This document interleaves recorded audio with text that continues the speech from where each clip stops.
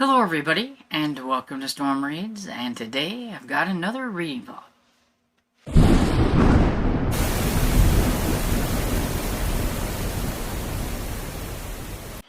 So, hello everybody, it is December 5th, and before I talk about what has happened today, I am going to go to Past Me and let you in on December 4th. So it's December 4th, and I thought I would come on here for just a brief little update. I have read chapter 4 in Heart for Christmas by Sophie Jomain, and it was okay. Her and her father were invited over to her friend's parents' house, even though her friend's not here yet, and everything. So she is there with Augustine. I don't know exactly how you say his name. And she's just like, I can't. It's hard for me to say whether I think she's just really over protecting herself or not. This would really be for somebody who either knows somebody who has had a heart transplant or has gone through it, I think. For me, I really think she's just very, just not living. Like, they made her favorite food. Yes, it's full of cheesy, greasy goodness, but they made it for her. And she just picked at it because, oh, it's bad food and I shouldn't eat this because, I got a new heart and cholesterol and all those things and I need to do. And I don't know. I thought it was a little rude that she just nitpicked at it and everything. She was hoping that maybe they'd have a salad with it, but they didn't. And Augustine knows that he kind of knows what she's doing, I think, a little bit. Because he tried to get her out of awkward situation by telling his parents that they were going to go look at a telescope, even though the telescope's broke, and she has no desire to, like, moon gaze or whatever. But on his way, he gets her an apple, and he's like, here, and she's like, what this? She goes, I'm sure you're starving, because he'd seen her nitpicking at her food and all that stuff, and gets her an apple because he knows exactly what she's doing, and he kind of makes her mad because he points out a lot of that about her not really living her life or anything like that. And so, I don't know, she's a little annoying me, I think. I don't know. And like I said, it's because I think she's being a little bit too overprotective with herself and everything. I mean, what's the use of having a new heart if you're not going to, like, live life? And I understand that she only has this heart for a certain amount of time, and maybe she wouldn't be able to get another heart or what have you, because they only are supposed to be in your body for about, you live maybe about 15 to 17 years with the new heart that you have. But, I mean, make the most of that 15 or 17 years. Don't live it in a bubble. And so, I don't know. And then the 25 Days by Per Jacobson.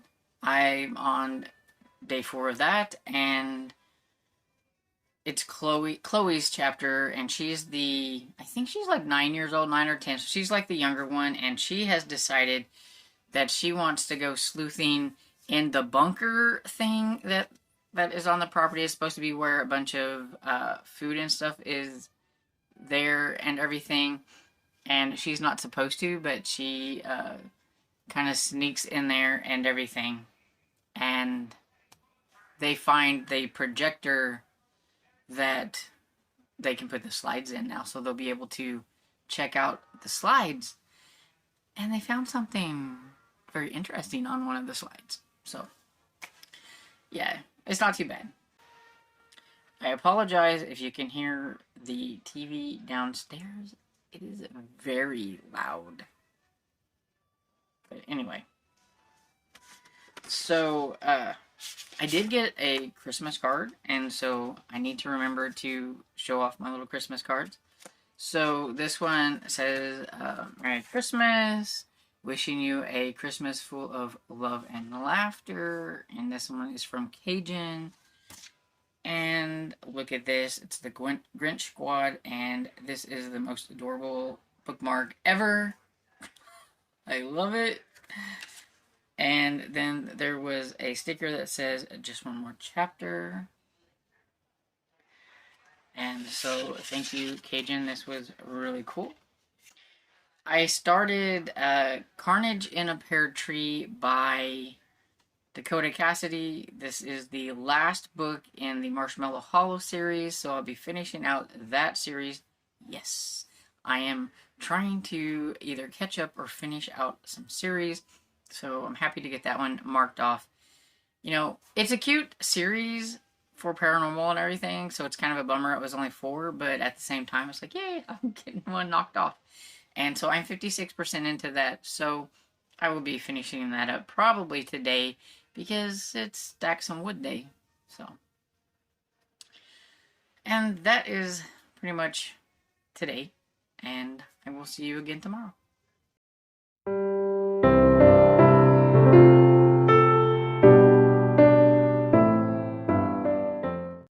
Okay, so today is December 5th, and it's Friday, and I'm super tired. It's been a long week, and this getting up in the middle of the night to mess with the fire and everything to keep it going, it's getting harder and harder every day to keep my eyeballs open. Actually, one day, I didn't even make the 2 o'clock, so like the fire went out, and Dad had to get it going. I don't even remember my alarm going off, like, at all. And I know it was set, so either it just got tired of beeping and it shut itself off, or I hit it and went back to bed. But I don't even remember anything. Not a thing. One day this week, I argued with my alarm clock because I set my phone alarm, not my actual little digital clock alarm. I set my phone, and I was smacking and banging all over my little alarm clock. I couldn't figure out why it wouldn't shut up. And then I remembered that it was my phone and not the little digital clock. Yeah, so that tells you a little bit about how my week's been going. Anyway, so today, Dad thought he was supposed to go get an MRI. Because he thought that's what he had for his paperwork. Because that's what he thought they said.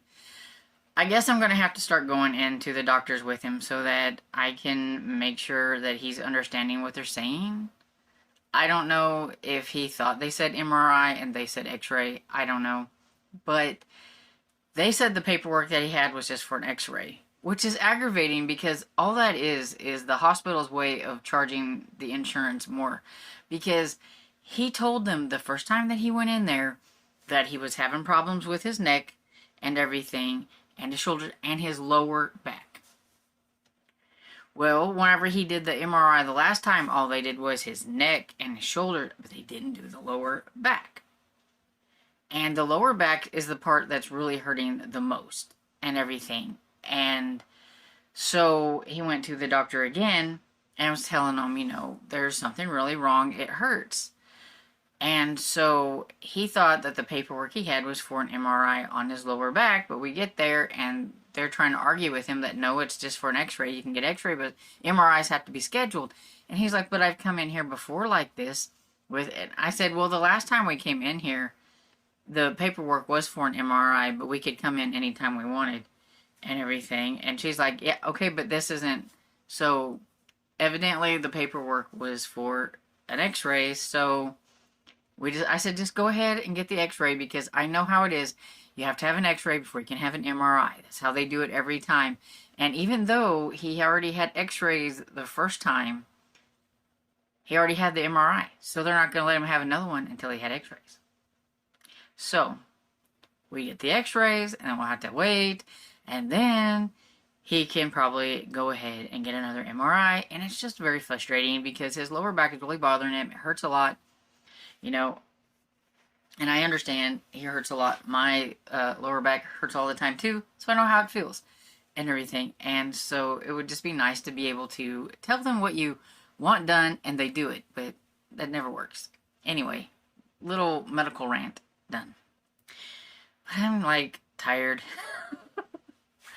And so What have I been reading? So yesterday I think I mentioned that I started Carnage in a Pear Tree by Dakota Cassidy.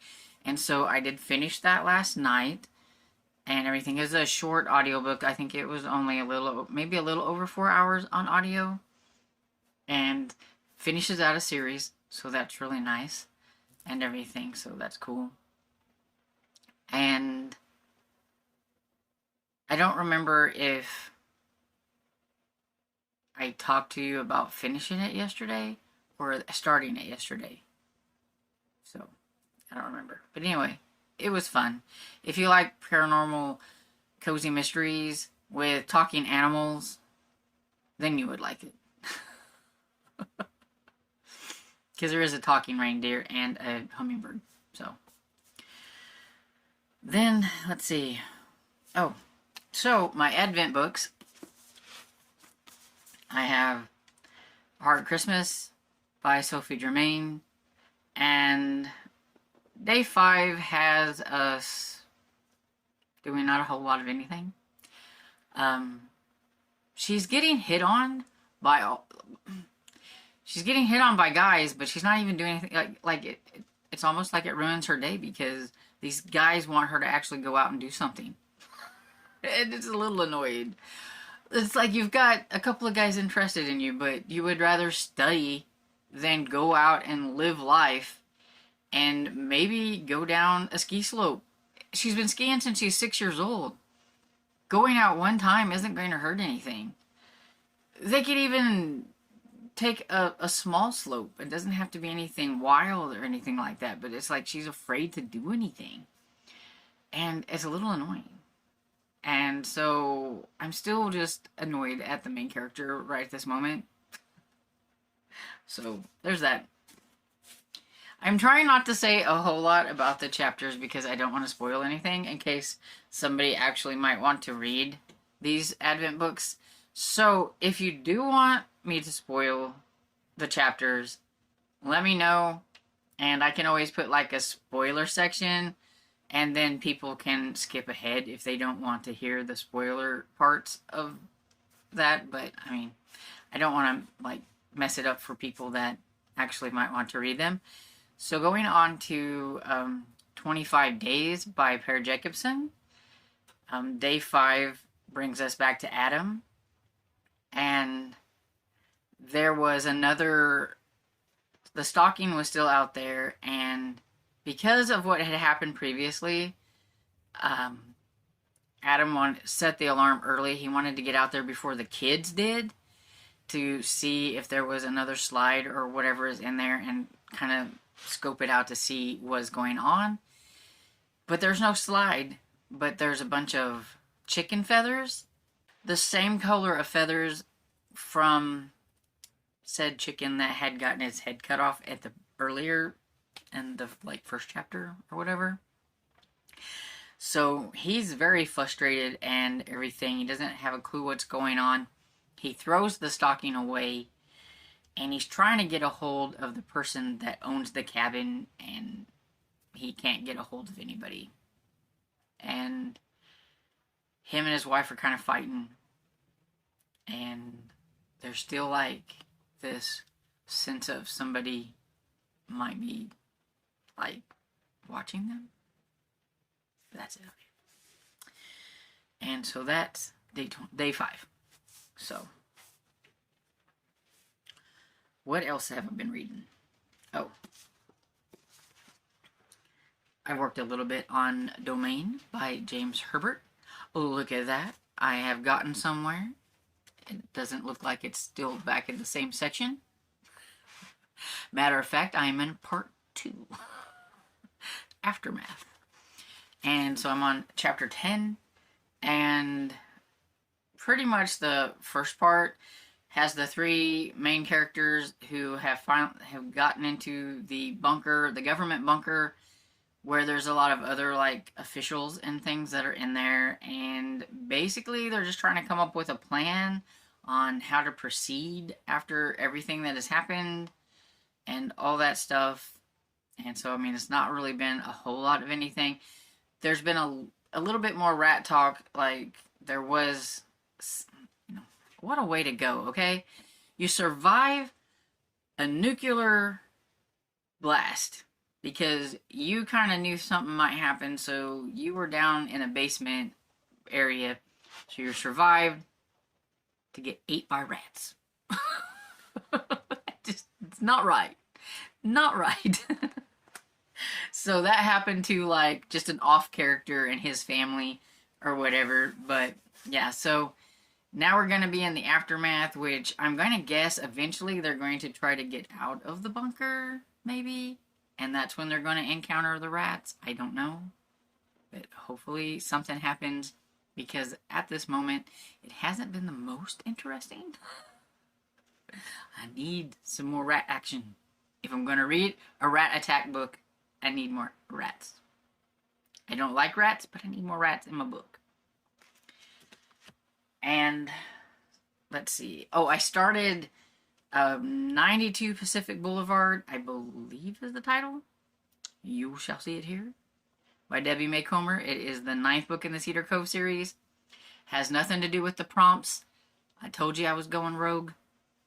I wanted to get another book in the Cedar Cove done, and so I decided to do that one, and I am on chapter 6, I think, or 7, somewhere around there, which on the audiobook, I don't know what the percentage is, but on the audiobook, it says that I have 5 hours left at the speed that I'm listening to it, which is 1.8.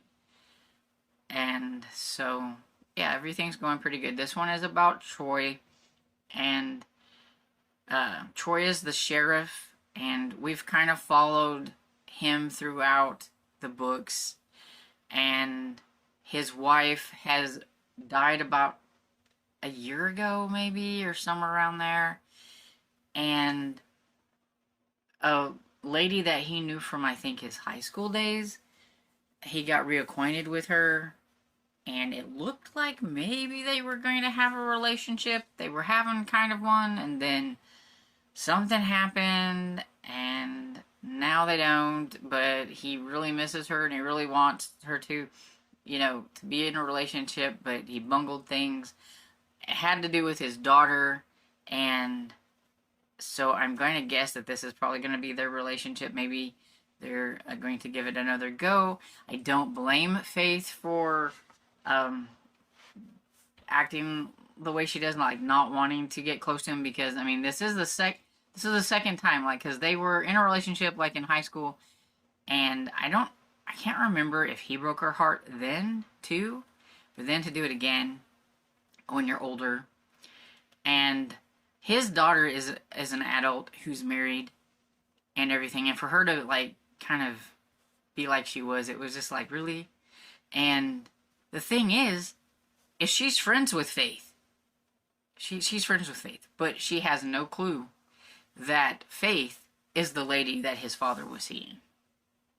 So I'm sure that's all going to come out at some point. And then you've got all the other side characters and some things that are going on with her, like Olivia's health problems and just some of the other relationships or not relationships or maybe relationships and things like that, which is why this is a series that you do need to read in order if you want to understand everything that's going on in the town of Cedar Cove. And so, yeah, so I'm enjoying it so far.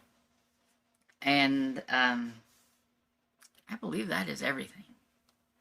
So I'm going to get off of here, and if I don't fall asleep and I read some more, I will come back on here and update. But either way, I will come on here to end the reading vlog. Hey everybody, coming in to wrap everything up. Ended up that Tiffany did some impromptu sprints, and so I've been on there with her. So I've been reading some on 92 Pacific Boulevard by Debbie May Comer, and I am currently, I think, I have 4 hours and 8 minutes left of the audiobook.